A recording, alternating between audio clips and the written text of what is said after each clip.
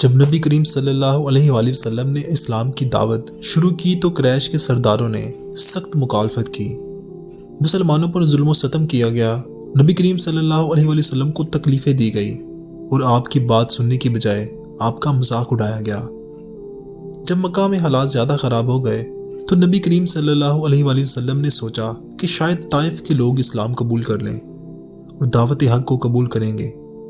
نبی کریم صلی اللہ علیہ وآلہ وسلم اپنے خادم حضرت زید بن حارثہ کے ساتھ طائف تشریف لے گئے۔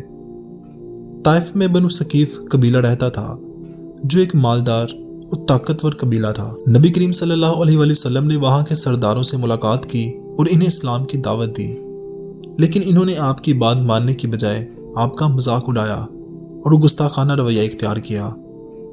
طائف کے سرداروں نے نبی کریم صلی اللہ علیہ وآلہ وسلم کو برا بھلا کہا اور شہر سے نکل جانے کو کہہ دیا۔ جب نبی کریم صلی اللہ علیہ وآلہ وسلم جانے لگے تو ان سرداروں نے شہریوں اور بچوں کو اکسایا کہ وہ نبی کریم صلی اللہ علیہ وآلہ وسلم پر پتھر برسائیں۔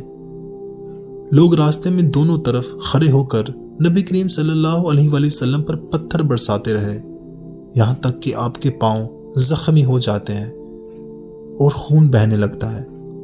حضرت زید بن حارثہ نبی کریم صلی اللہ علیہ وسلم کو بچانے کی کوشش کرتے رہے اور خود بھی زخمی ہو گئے۔ جب نبی کریم صلی اللہ علیہ وسلم شہر سے باہر نکل آئے تو آپ ایک باغ میں آ کر بیٹھ گئے۔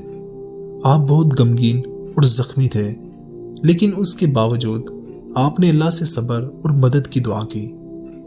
اس وقت حضرت جبرائیل علیہ السلام حاضر ہوئے اور کہا، یا رسول اللہ صلی اللہ علیہ وآلہ وسلم، اگر آپ چاہیں تو میں پہاڑوں کے فرشتوں کو حکم دوں گا کہ وہ طائف کے لوگوں پر پہاڑ گرا دیں اور انہیں تباہ و برباد کر دیں۔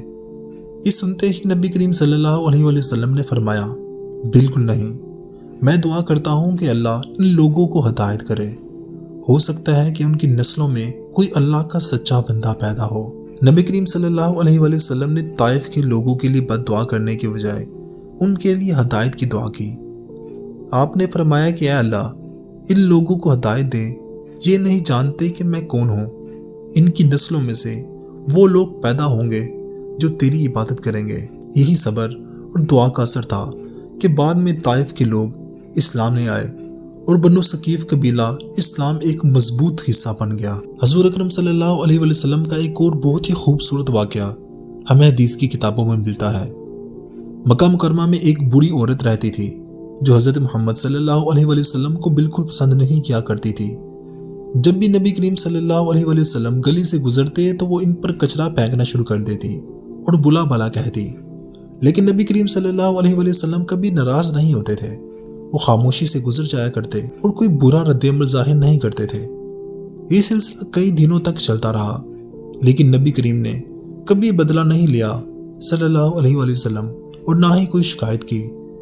ایک دن نبی کریم صلی اللہ علیہ وسلم اس گلی سے گزر رہے تھے، لیکن حیرانی کی بات تھی کہ آج اس عورت نے کچرا نہیں پھینکا۔ نبی کریم صلی اللہ علیہ وسلم کو فکر لاحق ہوئی کہ کہیں وہ بیمار نہ ہو گئی ہو۔ آپ فوراً اس عورت کے گھر گئے اور دروازہ کھٹکھٹایا۔ جب بوڑھی عورت نے دروازہ کھولا تو حیران رہ گئی کہ نبی کریم صلی اللہ علیہ وسلم خود موجود ہیں۔ آپ صلی اللہ علیہ وسلم نے نرمی سے کہا، ماں جی، آج آپ نظر نہیں آئی اور نہ ہی کچرا پھینکا، کیا آپ خیریت سے ہیں؟ یہ سن کر عورت کا دل نرم پڑ جاتا ہے۔ وہ حیران تھی کہ جس شخص کو وہ اتنا سناتی رہی وہ آج اس کی مزاج پرسی کرنے آیا ہے۔ بوڑھی عورت نے روتے ہوئے کہا، آپ واقعی اللہ کے سچے نبی ہیں، کیونکہ کوئی عام انسان اتنی بردباری اور محبت نہیں دکھا سکتا۔ اس کے بعد اس نے فوراً کلمہ پڑھا اور اسلام قبول کر لیا۔ یہ واقعہ ہمیں سکھاتا ہے کہ رحم دلی، صبر اور حسن سلوک سے دشمن بھی دوست بن جایا کرتے ہیں۔ نبی کریم صلی اللہ علیہ وسلم کا اخلاق ہی تھا جو لوگوں کے دلوں کو جیت لیا کرتا تھا۔